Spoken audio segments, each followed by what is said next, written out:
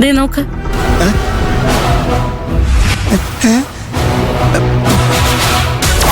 അയ്യേ,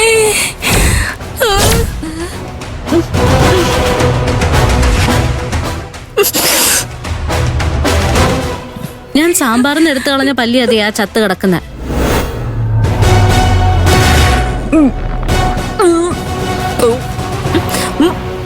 ഒരു കാര്യമില്ലാതെ ഉള്ള സാമ്പാർ മുഴുവൻ എടുത്ത് കുടിക്കുകയോ ചെയ്തല്ലോ ഭഗവാനെ.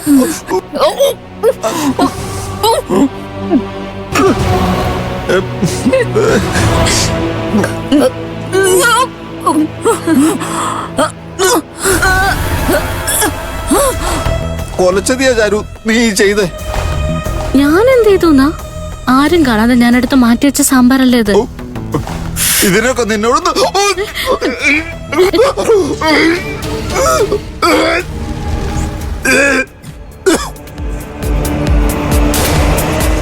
അമ്മ ഞാനും കൂടി കുറച്ച് സ്ഥലം തന്നെ. എനിക്ക് എന്നെ സ്ഥലം തികയുന്നില്ല. നീ എവിടെയെങ്കിലും പോ.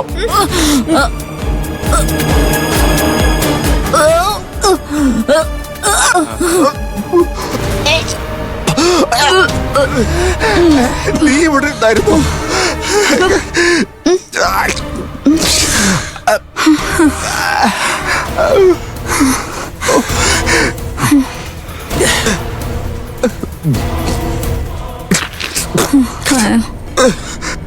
തല കറക്കുന്ന പോലൊരു തോന്നല്.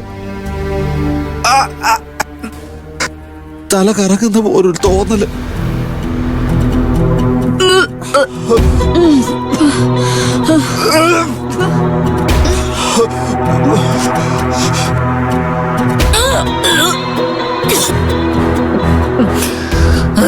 അമ്മായി പൊടി പിഴിഞ്ഞ വെള്ളം ഒറ്റ കഴിക്കതങ്ങ് കുടിച്ചോ.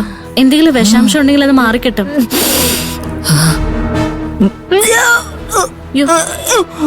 അമ്മായി കുടിക്കമ്മായി, ഇതല്ലാതെ വേറെ വഴിയില്ല.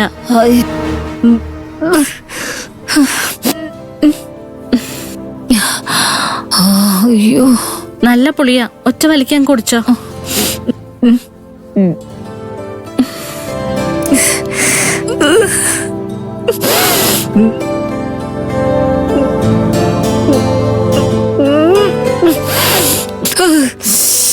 ആ കുടിച്ചോ കുടിച്ചോ, നിർത്തണ്ട, കുടിച്ചോ.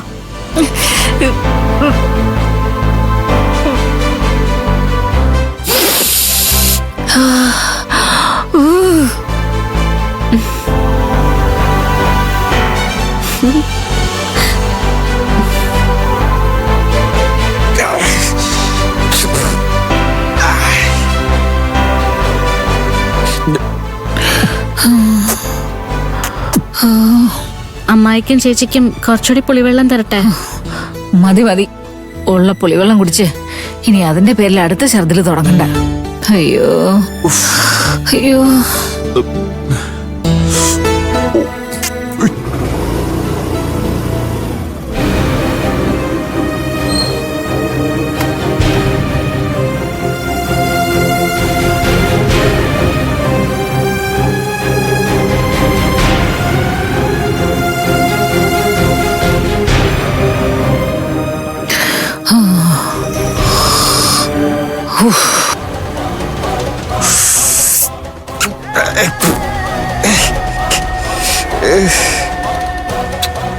എന്താ മോളെ, എന്ത് പറ്റി ഇവർക്കൊക്കെ? അത് ഇവർക്കൊരബദ്ധം പറ്റി. ഞാൻ ഉണ്ടാക്കി വെച്ച സാമ്പാറിൽ പല്ലി വീണായിരുന്നു. ഇവരതറിയാതെ ആ സാമ്പാർ മുഴുവൻ എടുത്ത് കഴിച്ചു. പല്ലി വീണ സാമ്പാർ കഴിച്ചെന്നോ? അതങ്ങനെ? അതെ ബാലമ്മേ.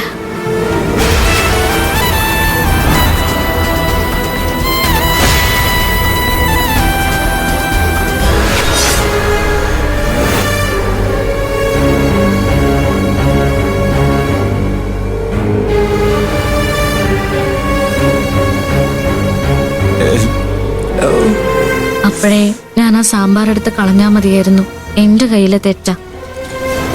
പാവം 3 പേരും ശരിക്കും ഛർദിച്ചു. ഇപ്പൊ പുളിവെള്ളമൊക്കെ കൊടുത്തിരുത്തിയിരിക്കുവോ.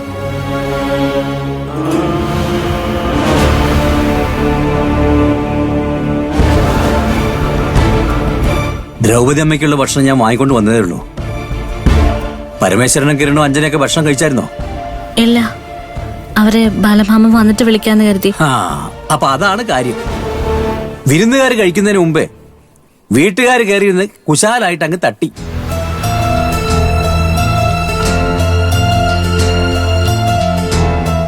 എന്റെ ചാരു, വിശപ്പുണ്ടായിട്ടാണ് ഇവര് മൂന്നുപേരും കയറി നിന്ന് കഴിച്ചതെന്ന് നിനക്ക് തോന്നുന്നുണ്ടോ? ഒരിക്കലും അല്ല. അവരൊക്കെ കഴിക്കുന്നതിന് മുമ്പ് കയറിയിരുന്ന് കഴിച്ച് അത്യാവശ്യം കറികളൊക്കെ ഒന്ന് തീർത്തു വെച്ചാ വിരുന്നുകാർ വരുമ്പോ പിന്നെ ഒന്നും തികയാതാവുമല്ലോ. അത് ഭക്ഷണം ഉണ്ടാക്കിയവർക്ക് ഒരു നാണക്കേടുമാവും.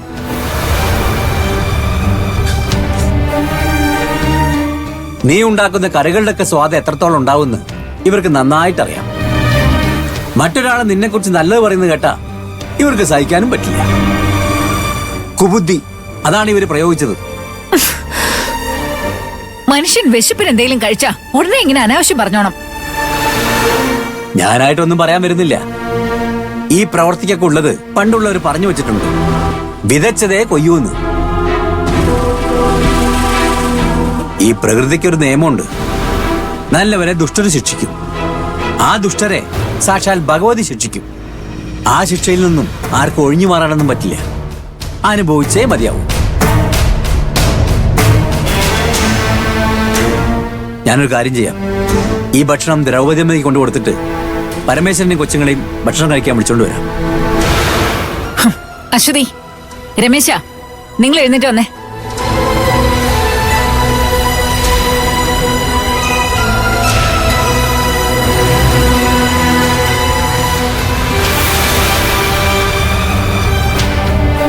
മോള് വിഷമിക്കണ്ട.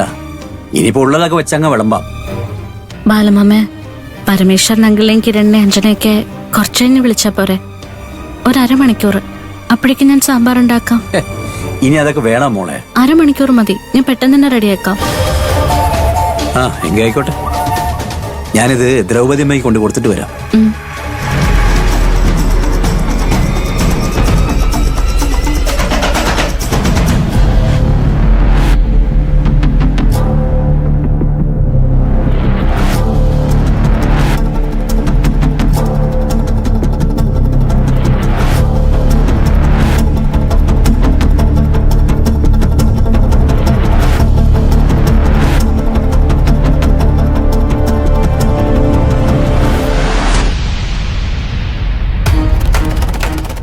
അമ്മ,